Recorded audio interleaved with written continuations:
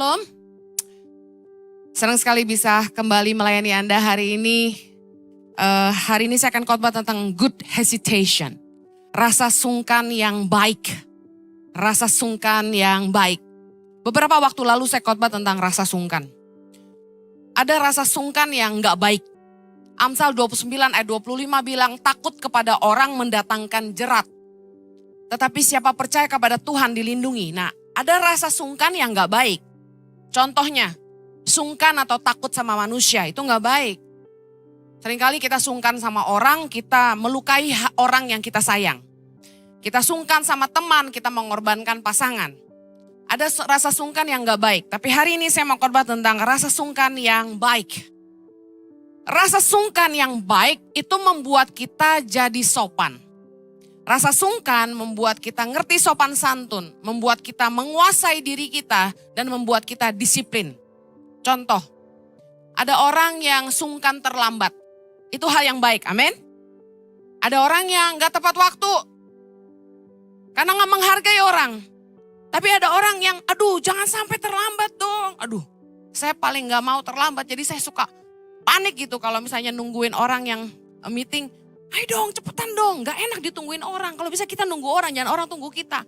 Sungkan terlambat, itu bikin orang tepat waktu, which is good. Sungkan yang baik, yang kedua contohnya, kita sungkan udah dipercaya orang, jangan sampai yang kita kerjain gak berhasil. Itu sungkan yang bagus. Misalnya kita terima dana dari investors. Orang percaya sama kita. Kita gak mau orang kecewa. Kita lakukan yang terbaik supaya apa yang dipercayakan orang itu kita bisa pertanggungjawabkan. Itu sungkan yang baik. Yang ngerti katakan amin. Ada lagi, kita sungkan udah dibantu orang, jadi kita kerja sungguh-sungguh. Contoh, saya ditanya gini, apa sih yang memotivasi Ibu Heni sehingga Ibu mau kurus? Jadi sebenarnya kan saya pernah cerita bahwa saya doa nih, Tuhan saya pengen kurus gitu, tapi susah banget. Doyan makan, susah ngerem mulut ya kan. Kalau udah gendut tuh susah kurus. Serius ya, saya udah ngalamin soalnya. Jadi saya frustasi lihat perut sendiri. Jadi saya selalu marahin perut saya. Saya bilang sama perut saya, I hate you, I don't want you, go away. Tapi tentu dimarahin dia gak mau pergi. Saya udah doa sama Tuhan. Terus one day Tuhan jawab doa saya di endorse sama Dermaster. Nah, apa yang bikin saya kok berhasil? Saya kasih tahu, karena rasa sungkan. Saya sungkan, mereka udah endorse saya dengan treatment yang begitu mahal. Kalau saya sampai nggak sungguh-sungguh melakukan bagian saya nggak akan kurus. Apa yang bikin orang nggak berhasil ikut program diet adalah bukan salah obatnya, tapi salah mulutnya. Nggak mau ngurangin makan. Gak mau olahraga. Percuma, obatnya mahal kayak apapun. Ada yang satu paket 15 jutaan itu kan. Kalau Anda gak merubah pola makan, pola tidur, pola hidup, olahraga, gak bakal kurus. Nah, karena sungkan, setiap bulan saya harus laporan sama dokter. Saya sungkan, karena begitu datang, semua suster udah senyum-senyum lihat saya. Udah minta foto. Dokter-dokter juga ternyata ada yang jemaat iji. Jadi saya malu dong kalau saya gak kurus. Jadi saya sungkan banget. Jadi biarpun itu bakmi begitu enaknya. Saya nahan mulut cuma ambil 3 suap. Waktu mau makan nasi. Saya tuh suka makanan Batak. Mungkin di alam roh saya tuh keturunan Batak kayaknya. Udah ngomongnya kenceng ya kan. Saya suka banget makanan Batak. Kalau udah ketemu ayam andaliman. Sawi pahit lalap. Ya kan. Apa tuh? Lapo. BPK. My God. Mak News. Saya kasih tahu. Mertua lewat. Gua gak tahu. Itu nasi udah pasti banyak. Dan pakai tangan. Sedap. Yang suka BPK juga katakan haleluya. Oh semua. Jadi berat banget waktu waktu diet, saya dikasih, jadi pola makannya kayak gini. Kan banyak yang nanya, Bu Heni mau kurusin badan gimana? Ada yang mau tahu, katakan amin. Yes, saya kasih tahu. Siap gak berubah? Gue timbang tiap minggu ya, biar sungkan. Pagi cuma boleh makan telur putih 2. Dan boleh minum susu protein coklat. Biasanya dikasih sama Dermaster, udah termasuk paketnya. Nah karena takut gendut saya gak minum susunya. Saya ganti kopi hitam pahit. Lah kesukaan saya. Terus saya tambah roti tawar gandum 1 tanpa apapun. Dibakar gitu aja. Itu makan pagi saya. Makan siang, itu nasi cuma 2 sendok. Katakan wow. Nasi itu kesukaan saya. Apalagi nasi panas. I love it. Tapi waktu disuruh ngurangin nasi, 2 sendok tuh kayak, ini makan gak sih? Terus daging cuma gak boleh digoreng. Boleh air fryer, boleh dipanggang, boleh direbus, boleh dikukus. Asalkan gak ada minyak. Gak boleh makan kulit ayam. Jadi makan ayam dada atau daging hanya 100-200 gram. B2 boleh? Boleh tapi gak boleh sering. Dan lean ngerti ya? Dagingnya aja tanpa lemak. Pork belly gak boleh bos. Apalagi yang kriuk-kriuk, forget it. Jadi kita makan yang daging aja. Itu cuma 200 gram. Sayur semangkok, wajib. Karena sayur ternyata bahan untuk mengolah lemak di tubuh kita. Jadi saya makan sayur 1 salad gitu atau sayur apapun lah. Tidak tanpa minyak ya. Kalau mau pakai olive oil 1 sendok atau gak usah sama sekali. Saya suka lalap. 1 mangkok atau 1 piring. Nah siang malam polanya sama. Lapar nggak? Lapar banget. Nah boleh ngemil, makan buah, tapi tidak boleh yang manis-manis, yang kecil-kecil nggak boleh. Anggur forget it. Ternyata selama diet, saya nggak boleh makan alpukat, nggak boleh makan durian, nggak boleh makan anggur. Anggur itu dari buah sampai minumannya, bye-bye. Apapun yang manis, yang karbo, yang minyak, itu stop. Dan olahraga setiap hari minimal 45 menit. Dan saya gak suka olahraga. Jadi apa yang saya lakukan? Saya coba cari di YouTube. Emang gak ada nih olahraga-olahraga yang asik gitu kan. Jadi saya coba cari apa gitu.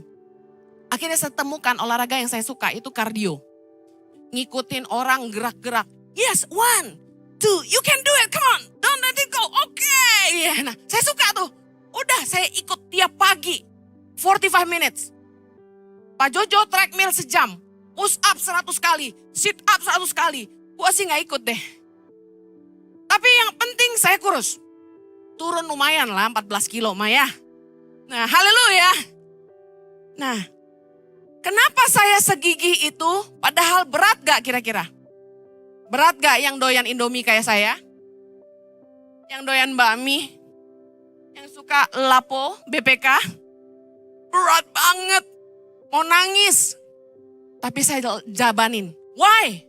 Karena sungkan. Sama dokter yang ngecek timbangan saya. Tiap bulan. Saya diukur, lingkar tangan, lingkar perut, lingkar paha, dan ditimbang. Terus kalau naik dikit saya bilang gini, aduh bajunya berat nih. Stres banget mau ditimbang. Jadi ada yang mendrive saya harus kurus. Kenapa? Mereka udah treatment saya free. Jangan sampai saya gak kurus. Kita lihat Amsal 23. Mengajarkan kita tentang rasa sungkan yang baik. Saya baru mulai khotbah ya. Amsal 23 ayat 1 sampai 5. Kita baca sama-sama 3, 2, 1. Bila engkau duduk makan dengan seorang pembesar, perhatikanlah baik-baik apa yang ada di depanmu. Taruhlah sebuah pisau pada lehermu, bila besar nafsumu. Jangan ingin akan makanannya yang lezat, itu adalah hidangan yang menipu. Jangan bersusah payah untuk menjadi kaya, tinggalkan niatmu ini. Kalau engkau mengamat-ngamatinya, lenyaplah ia, karena tiba-tiba ia bersayap, lalu terbang ke angkasa seperti Raja Wali. Sebelum saya bahas tentang ayat 1, 2, 3, saya cuma mau kita lihat ayat keempat. Apa hubungannya diajak makan sama pembesar dengan niat menjadi kaya? Kayak gak nyambung gak sih ayat 45? Bisa ngerti gak? 1 sampai 3, oke kita ngerti. Kalau kita diajak makan sama orang kaya, pembesar, penguasa, orang-orang besar lah ya. Kita harus taruh pisau pada leher kita, artinya menguasai diri, jangan rakus ya kan, kita paham itu. Ketiga, jangan ingin akan makanannya lezat, itulah hidangan yang menipu. Artinya gini, waktu kita makan sama orang itu sambil lagi nguji kita. Tapi ayat 45, jangan bersusah payah untuk menjadi kaya, tinggalkan niatmu. Kalau engkau mengamat-ngamatinya lenyaplah, tiba-tiba dia bersayap, terbang ke angkasa seperti Raja Wuli. Maksudnya apa?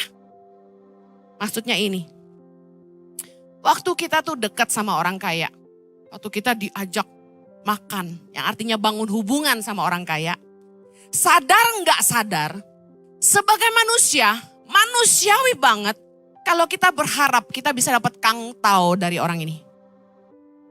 Ketika kita diajak makan sama orang, biasanya kita bertanya-tanya, ada angin apa dia ngajak gue makan, betul? Waktu kita dekat dengan orang kaya, sadar nggak sadar, ada sedikit desire tersisip di hati kita. Kita ngarepin, kalau gue sampai susah dia bisa tolong gue. Dia bisa kasih kangtau, kasih project, dia bisa bantu kita kalau kita butuh. Nah luar biasa sekali, Amsal 23 ayat 3 tadi bilang, jangan ingin akan makanan yang lezat, itu adalah hidangan yang menipu. Ternyata orang kaya kalau makan sama orang, Raja Salomo ajarin kita, mereka itu ngelihat cara kita makan. Dari cara kita makan, orang bisa menilai siapa kita. Orang bisa menilai kita rakus apa enggak. Dari mana? Mari kita belajar. Dari cara kita makan, dari cara kita menerima kebaikan orang, orang bisa menguji kita. Mari belajar miliki rasa sungkan yang baik. Amsal 23 ayat 1-2. Dikatakan, bila engkau duduk makan dengan seorang pembesar, perhatikanlah baik-baik apa yang ada di depanmu. Taruhlah sebuah pisau pada lehermu. Bila besar nafsumu. Poin yang pertama yang kita harus ingat baik-baik adalah gini. Jangan serakah. Jangan rakus. Kita harus punya rasa sungkan supaya kita sopan. Tidak semua orang yang ngajak kita makan itu tulus sama kita. Kalau kita baca di bawahnya. Jadi hati-hati waktu Anda diajak makan sama orang besar. Kuasai dirimu. Jangan permalukan dirimu.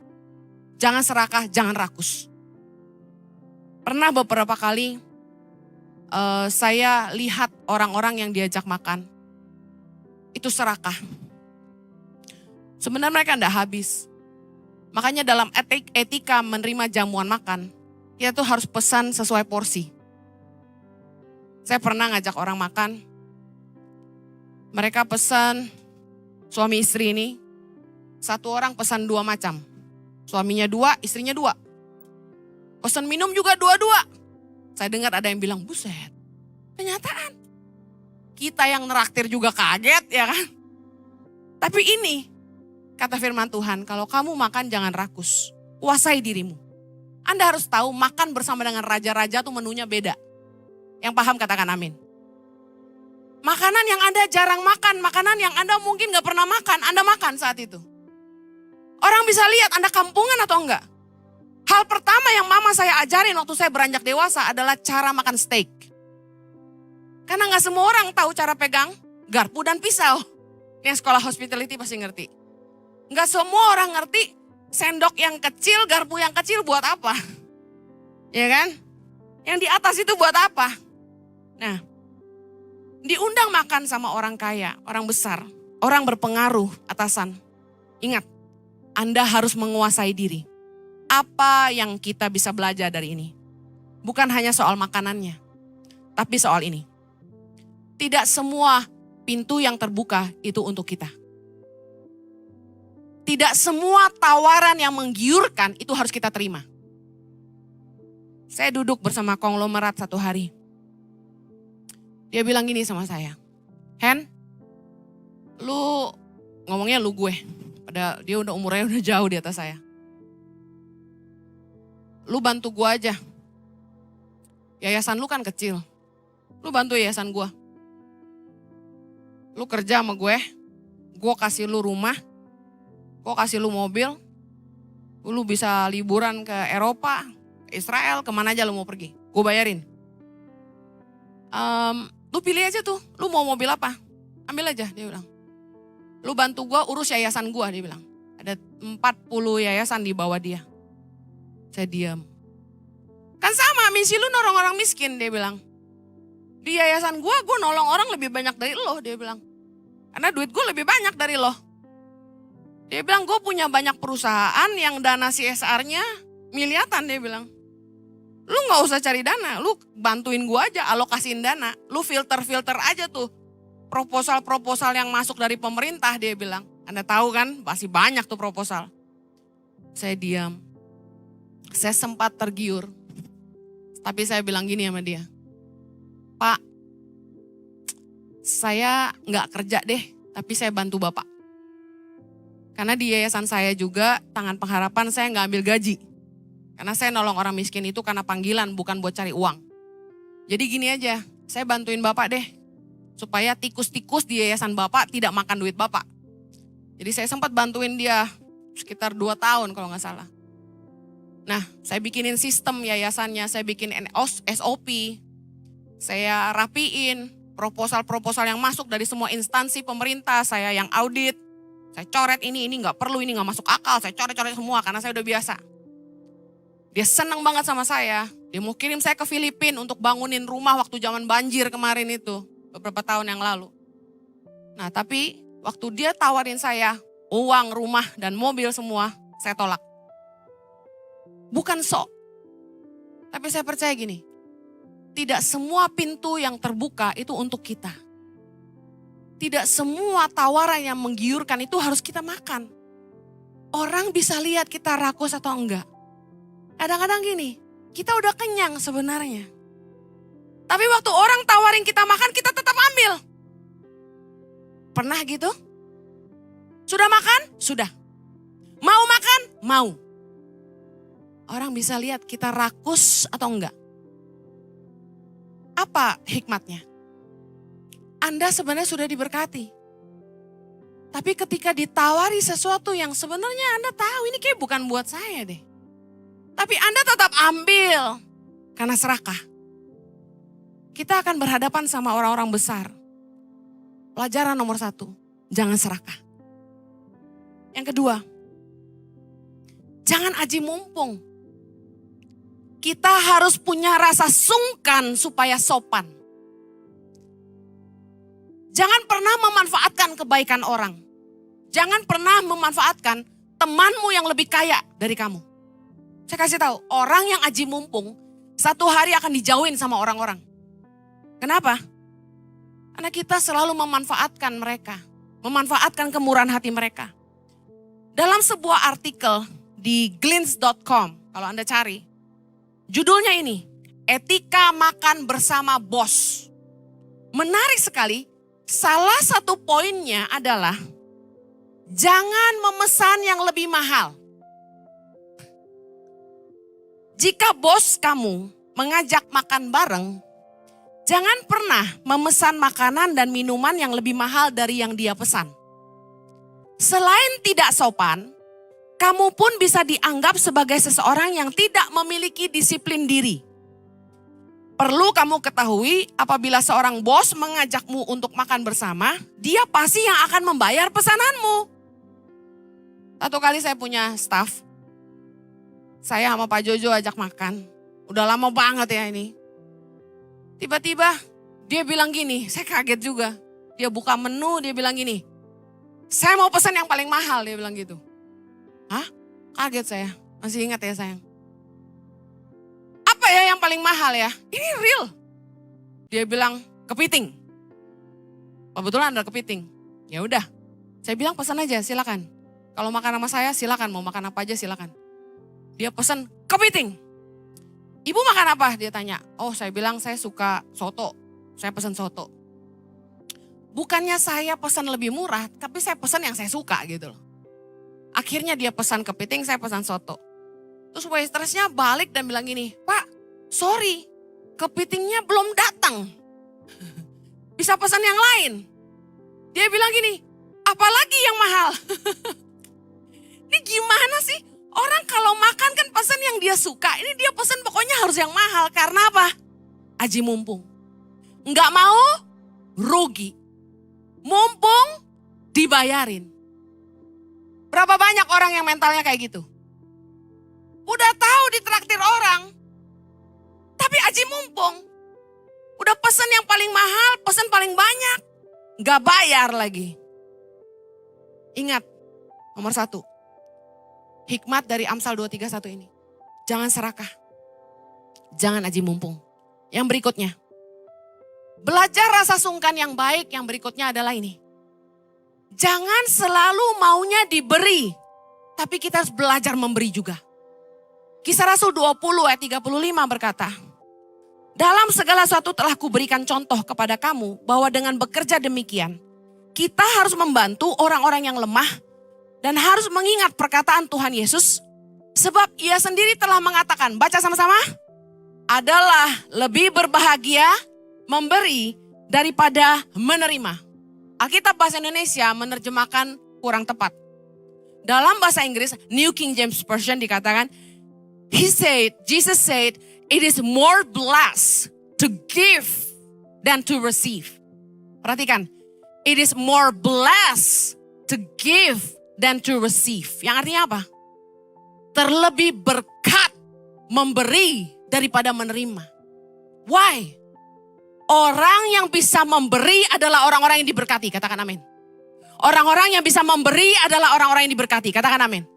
Orang yang selalu punya mental maunya diberi, itu gak diberkati.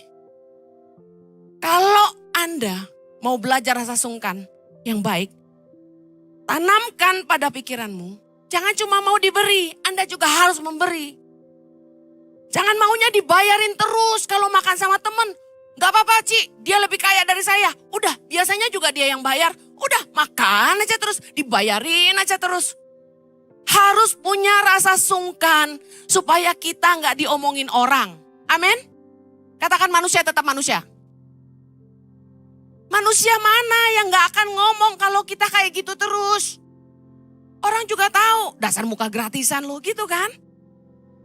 Jangan maunya dibeliin ini itu, ditraktir makan terus. Kalau kemana-mana ngarepnya dibayarin terus. Aneh manusia itu. Kalau udah berteman sama orang kaya, kayak udah filosofinya gitu loh.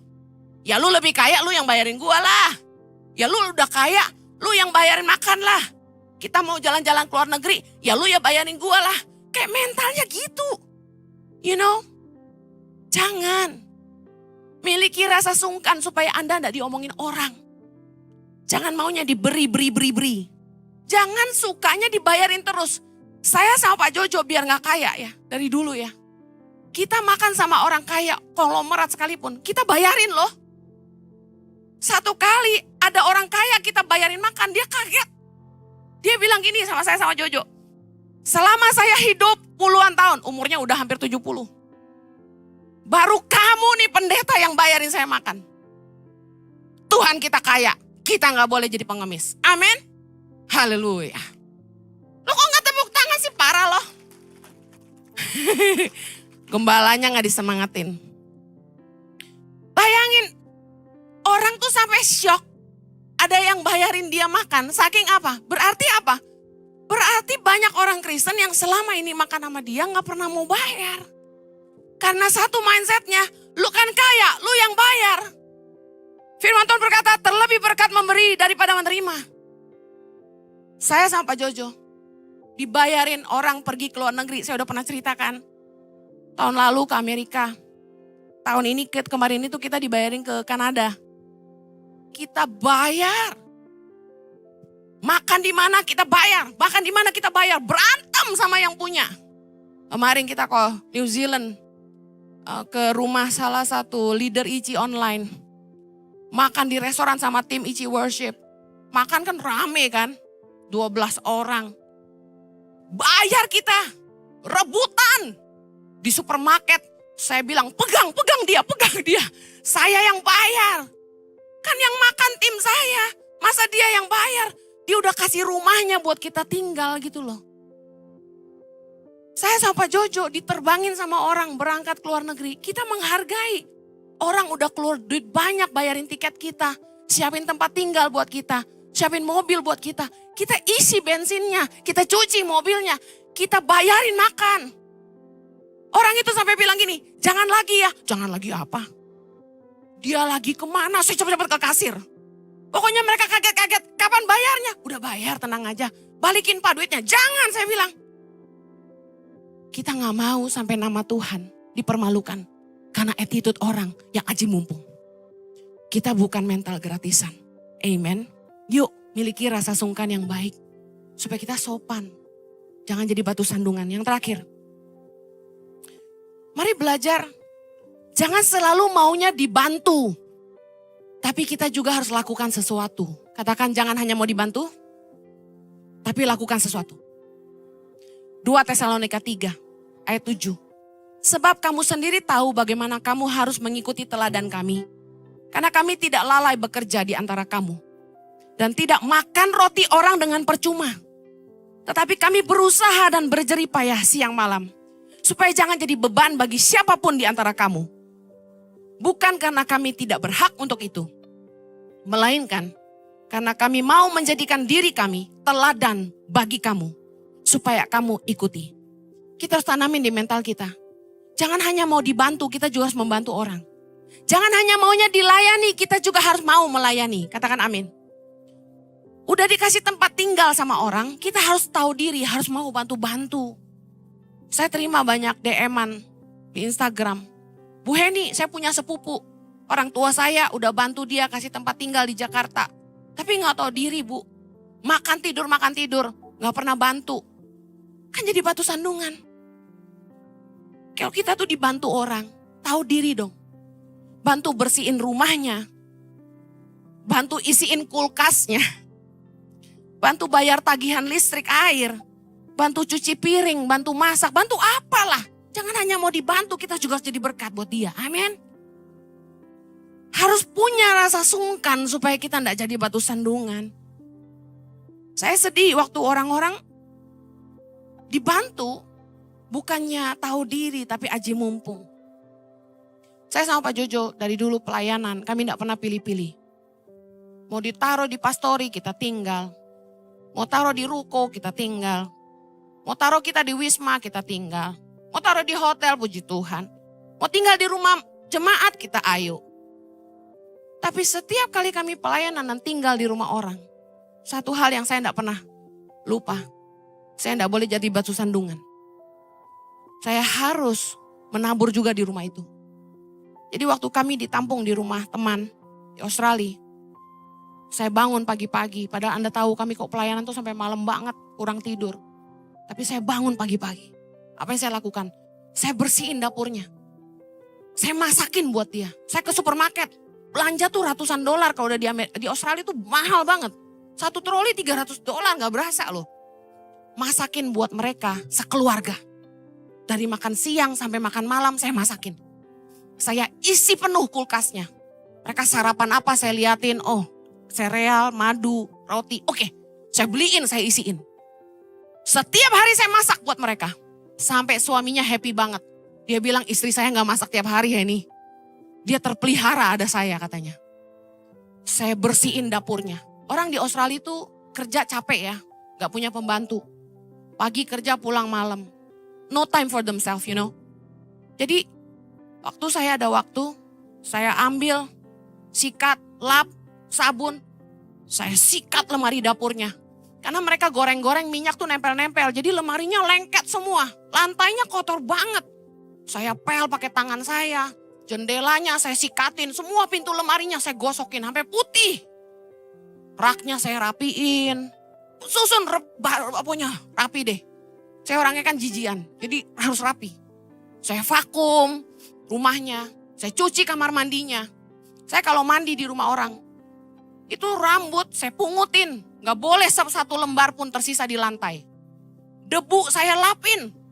Saya bersihin, saya pastiin. Setelah mandi, itu shower kering kamar mandi. Jangan sampai orang masuk kamar mandi. Uap sauna. Saya bersihin. Saya kasih tahu. Puji Tuhan. Kemana-mana saya pergi. Nama Tuhan gak dipermalukan. Orang senang terima saya. Orang senang saya melayani. Bahkan mereka rebutan, tinggal rumah saya aja. Lumayan ada bibi aplusan. Tapi saya mau akhiri dengan ini. Kalau kita mau hidup jadi berkat, sebenarnya sederhana. Yang saya khotbahin ini hidup sehari-hari. Rasa sungkan yang baik adalah kita gak boleh serakah. Kita harus sungkan supaya sopan. Yang penting katakan amin. Kita jangan hanya mau diberi, tapi kita harus juga mau belajar memberi. Sungkanlah. Masa udah dibayarin orang, kita maunya semua terima gratis. Ayo belajar memberi. Yang terakhir, jangan hanya mau dilayani, jangan hanya mau dibantu. Orang bisa aja merasa so artis. Segue gini loh, masa dikasihnya di rumah orang, segue gini loh. Masa gak diantarin jalan-jalan, gak diantar makan, no. Melayani. Barang siapa ingin jadi terkemuka, barang siapa ingin jadi yang terbesar, hendaklah jadi hamba bagi semua. Artinya apa? Jangan jadi batu sandungan. Kita harus hidup saling melayani. Amen. Ada diberkati? Sebenarnya ada slide cepat untuk etika jamuan makan. Kalau boleh tayangin cepat. 2 menit aja. Yang pertama, kalau Anda diundang orang makan, datanglah sesuai undangan. Jangan diundang berdua yang datang serumah. Perhatikan itu baik-baik. Yang berikutnya, ya, yang kedua, yang menjamu yang memesan. Jangan orang yang bayar Anda yang pesen. Ingat, yang ngundang yang pesan. Kalau ditanya, mau makan apa? Bilang gini, saya ikut aja. Ayo latihan, mau makan apa?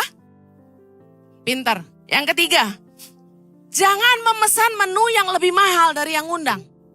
Dengerin dulu yang ngundang pesan apa. Kalau dia gak pesan kepiting, Anda jangan pesan kepiting. Ingat itu. Yang berikutnya, yang keempat. Makan gratis itu cuma ada waktu orang ngundang kita peresmian. Betul? Setelah itu tolong bayar. Biar lu kate itu restoran saudara, teman baik, mertua, bayar bos. Jangan minta gratis, apalagi diskon. Yang berikutnya, jangan memesan minuman yang mahal ketika diundang orang makan. Anda biasanya di rumah minum air putih, filter pula. Kenapa mesti pesan orange juice? Gaya banget. Saya kalau ditraktir orang makan, saya selalu pesan minuman yang paling murah di menu itu. Saya pesan teh aja kalau saya lihat air mineralnya mahal. Ada kan air mineral yang gak masuk akal kan? Anda tahu saya selalu bawa botol air kemana-mana. Soalnya anak-anak saya sampai sekarang, saya kasih tahu, tas selalu isi air. Kalau di restoran air itu terlalu mahal, gak worth it dibayar. Di rumah banyak, amen? Lu mendingan pesan orange juice sekalian. Berikutnya, jangan berdagang tapi bangun hubungan. Kalau orang ngajak kamu makan, artinya mereka pengen bangun hubungan sama kamu.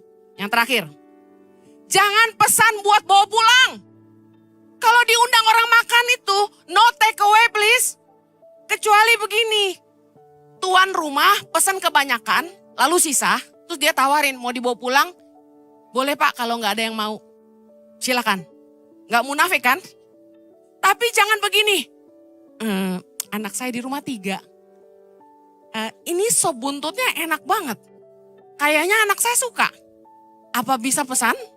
Tolong ya, tahu diri ya. Saya pernah makan di sebuah restoran, sop buntutnya enak banget. Dan saya kepengen anak saya juga makan. Apa yang saya lakukan? Saya pura-pura ke toilet.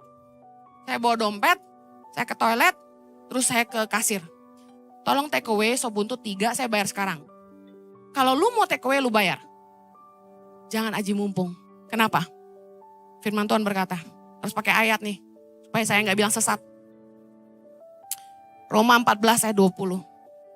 Baca sama-sama ayat terakhir. 3, 2, 1. Janganlah engkau merusakkan pekerjaan Allah oleh karena makanan. Segala sesuatu adalah suci. Tetapi celakalah orang jika oleh makanannya orang lain tersandung. Katakan amin. Kita berdoa. Bapa di sorga, kami bersyukur. Kami percaya bahwa kami dipanggil untuk jadi berkat. Katakan aku dipanggil untuk jadi berkat. Kami tidak mau jadi batu sandungan. Kami berdoa. Kasih kami hati yang murni, hati yang tulus. Kami tidak mau jadi orang yang serakah. Kami juga mau Tuhan hidup kami jadi berkat. Terlebih berkat memberi daripada menerima. Dan kami juga mau melayani orang lain, membantu orang lain, gak cuma dibantu dan dilayani. Tolong kami supaya hidup kami tidak jadi batu sandungan buat orang lain. Di dalam nama Yesus kami berdoa. Amen. Are you blessed? God bless you.